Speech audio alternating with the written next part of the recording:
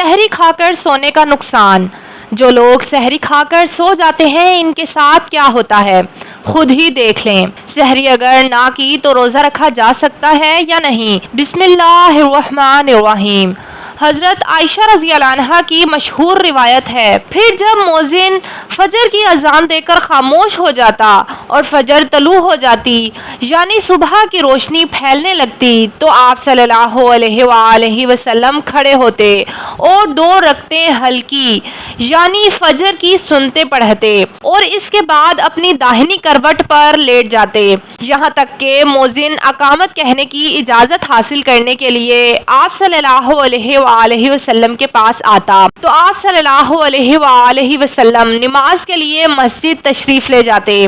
حضرت عثمان رضی اللہ عنہ سے مروی ہے کہ آپ صلی اللہ علیہ وآلہ وسلم نے فرمایا، صبح کی نماز کے بعد سورج نکلنے تک ذکر خدا میں لگے رہنا رزق کے حصول میں زیادہ باعث نفع ہے، اس بات سے کہ طلب رزق میں دنیا کے کونے کونے میں پھرتا رہے۔ سیدہ فاطمہ رضی اللہ عنہا بیان کرتی ہیں کہ میں صبح کے وقت سوئی تھی کہ رسول اللہ صلی اللہ علیہ وآلہ وسلم میرے پاس سے گزرے اور آپ نے مجھے پاؤں سے ہلایا، پھر فرمایا، بیٹی اٹھو، اپنے رب کی طرف سے رزق کی تقسیم میں شامل ہو جاؤ اور غفلت شعار لوگوں کی عادات اختیار نہ کرو۔ اللہ تعالیٰ طلوع فجر سے طلوع آفتاب تک لوگوں کا رزق تقسیم کرتے ہیں۔ حضرت انس بن مالک رضی اللہ عنہ کی روایت ہے جس کا ترجمہ ہے، تلاش رزق کی خاطر نماز فجر سے طلوع آفتاب تک مت سویا کرو۔ حضرت انس سے اس کی وضاحت طلب کی گئی تو فرمایا، اس وقت 70 مرتبہ تسبیح اور تکبیر و استغفار کرنے سے روزے میں برکت ہوتی ہے۔ حضرت علی رضی اللہ عنہ کی روایت ہے، ترجمہ، زمین کی سطح پر کیے جانے والے 3 کاموں کی وجہ سے زمین اپنی تکلیف کا اظہار کرتی ہے، ناحق خون بہنے سے، وہ غسل جو زنا کے ارتکاب کے بعد کیا جائے، اور طلوع آفتاب سے پہلے سونے سے۔ حضرت ابو وائل فرماتے ہیں کہ ہم صبح کی نماز پڑھنے کے بعد حضرت عبداللہ بن مسعود رضی اللہ عنہ کی طرف گئے اور دروازے سے سلام کیا تو انہوں نے ہمیں اجازت دے دی، مگر ہم تھوڑی دیر دروازے کے ساتھ ٹھہرے رہے تو ایک باندھی آئی اور اس نے کہا کہ تم اندر کیوں نہیں داخل ہو رہے؟ تو پھر ہم اندر داخل ہوئے تو حضرت عبداللہ رضی اللہ عنہ بیٹھے تسبیح پڑھ رہے تھے۔ انہوں نے فرمایا کہ تمہیں کس چیز نے اندر داخل ہونے سے روکا ہے جبکہ تمہیں اجازت دے دی گئی تھی؟ تو ہم نے کہا کہ کوئی بات نہیں سوائے اس کے کہ ہم نے خیال کیا کہ گھر والوں میں سے کوئی سو رہا ہو۔ تو عبداللہ رضی اللہ عنہ نے فرمایا کہ تم نے ابن ام عبد کے گھر والوں کے بارے میں غفلت کا گمان کیا۔ راوی نے بیان کیا کہ پھر حضرت عبداللہ رضی اللہ عنہ نے تسبیح پڑھنی شروع کر دی یہاں تک کہ پھر خیال ہوا کہ سورج نکل گیا ہے تو باندی سے فرمایا کہ دیکھو کیا سورج نکل آیا ہے۔ صحیح مسلم کی روایت ہے کہ اللہ تبارک و تعالیٰ صبح صادق سے لے کر طلوع آفتاب تک مخلوق کے لیے رزق تقسیم کرتے ہیں، یعنی جو لوگ اس پورے وقت میں غافل رہتے ہیں وہ رزق کی برکت سے محروم رہتے ہیں۔ اس حدیث سے یہ بات معلوم ہوئی ہے کہ یہ ممانعت صبح صادق سے لے کر طلوع آفتاب تک پورے درمیانی وقت میں سونے سے ہے اور اس وقت سونا غفلت شعار لوگوں کا رویہ ہے،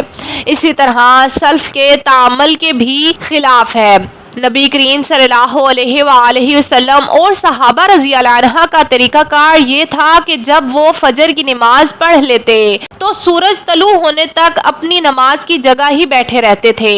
اور ذکر و اذکار میں مشغول رہتے۔ اس وقت میں ذکر خدا میں لگے رہنا رزق کے حصول میں زیادہ نفع کا باعث ہے۔ آج کل ہمارے معاشرے میں یہ ٹرینڈ بنا ہوا ہے کہ نوجوان رات میں 2 بجے 3 بجے تک موبائل میں فیس بک فیس بک اور واٹس ایپ پر لگے رہتے ہیں۔ پھر ان سے صبح کی نماز بھی قضا ہو جاتی ہے اور دوپہر کے 12 بجے یا 1 بجے تک وہ آرام فرما رہے ہوتے ہیں، اور گھر میں ایسا کوئی بھی انسان نہیں ہوتا جو انہیں ایسا کرنے سے باز رکھے۔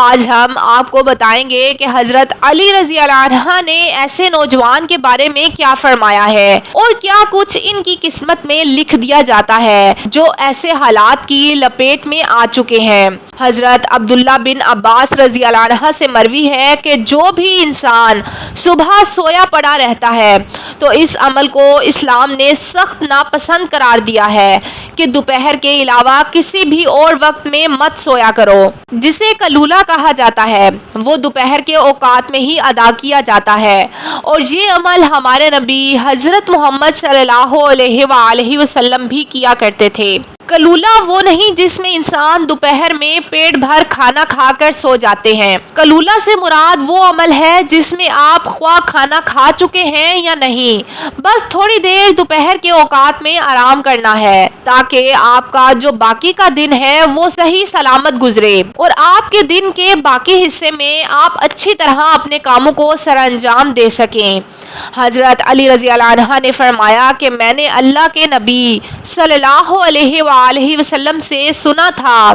کہ کھانا کھا کر فوراً نہ سویا کریں، کیونکہ اس سے انسان کے دل میں بھی سختی پیدا ہو جاتی ہے، اور آج کی تاریخ میں تو یہ بات اس حد تک گہرائی تک آ پہنچی ہے کہ یہاں پہ ڈاکٹرز کا بھی یہی ماننا ہے کہ اگر انسان کھانا کھا کر فوراً سو جاتے ہیں تو وہ دل کے مرض میں مبتلا ہو جاتے ہیں، اور یہی بات 1400 سال پہلے ہمارے پیارے نبی محمد صلی اللہ علیہ وآلہ وسلم نے فرمائی تھی۔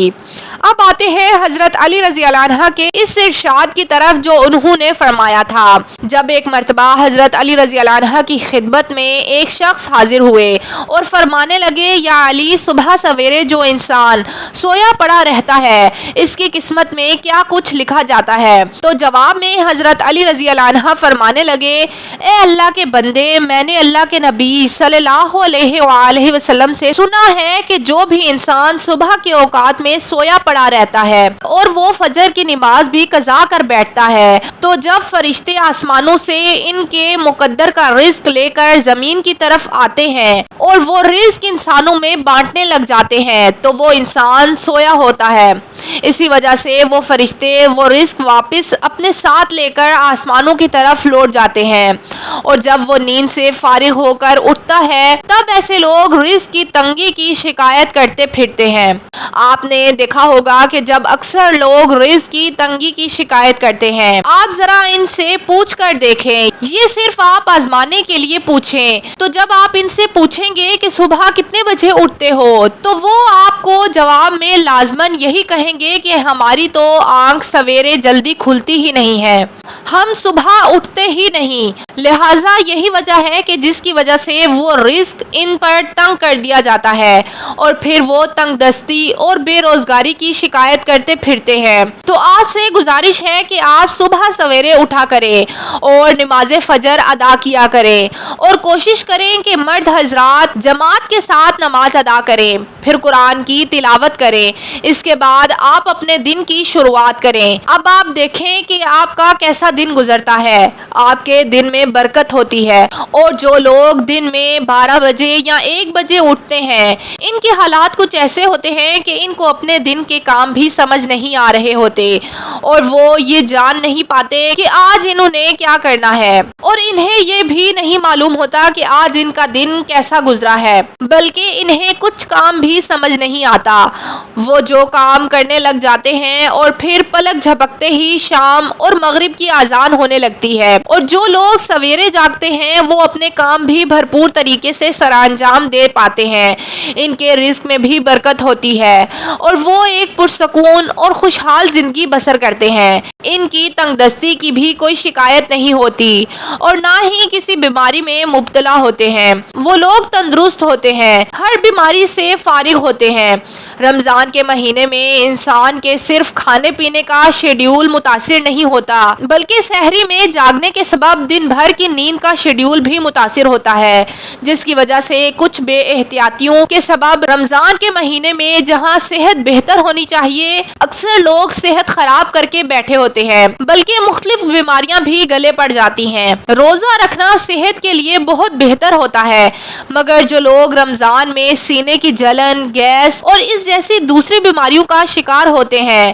اس کا سبب روزہ نہیں بلکہ ان کی اپنی غلطیاں ہوتی ہیں۔ سارے دن کے روزے کے بعد جو لوگ پہلے سے ہی کسی بیماری میں مبتلا ہو، ان کی سحری و افطاری میں کی جانے والی کوتاہی ان کے گلے آ پڑتی ہے۔ ایسی ہی کچھ غلطیوں کے بارے میں ہم آپ کو آج بتائیں گے۔ جو لوگ باقاعدگی سے ورزش کرنے کے عادی ہوتے ہیں، سحری اور افطاری کے شیڈیول کے سبب بہت پریشان ہو جاتے ہیں۔ ایسے لوگ اکثر سحری یا افطاری کے بعد ورزش کرتے ہیں، جو کہ ایک بہت بڑی غلطی ہوتی ہے۔ اس سے ایک جانب تو بدہضمی کا خطرہ ہوتا ہے اور دوسرا اس کی وجہ سے ہڈیوں اور پٹھوں میں درد بڑھ جاتا ہے۔ لہٰذا اگر ورزش کرنا ضروری بھی ہو تو اس کے لیے سب سے بہترین وقت سحری سے پہلے کا وقت ہوتا ہے، کیونکہ اس وقت میں انسان کا معدہ خالی ہوتا ہے اور صحت کے لیے یہی بہتر ہوتا ہے۔ کچھ لوگ رات میں دیر سے کھانا کھا کر سو جاتے ہیں اور نیند کی وجہ سے سحری نہیں کر پاتے۔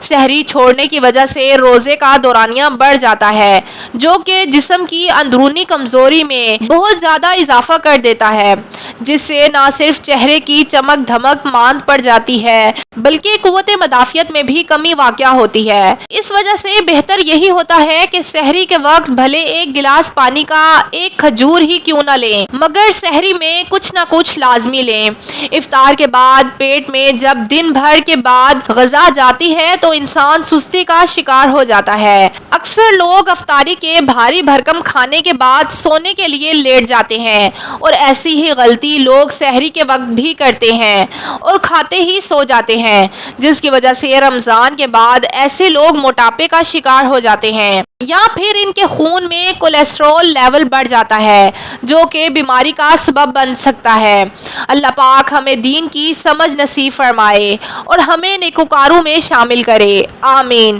ناظرین، کمنٹ باکس میں اللہ کے 99 ناموں میں سے کوئی ایک نام ضرور ٹائپ کریں۔ شکریہ۔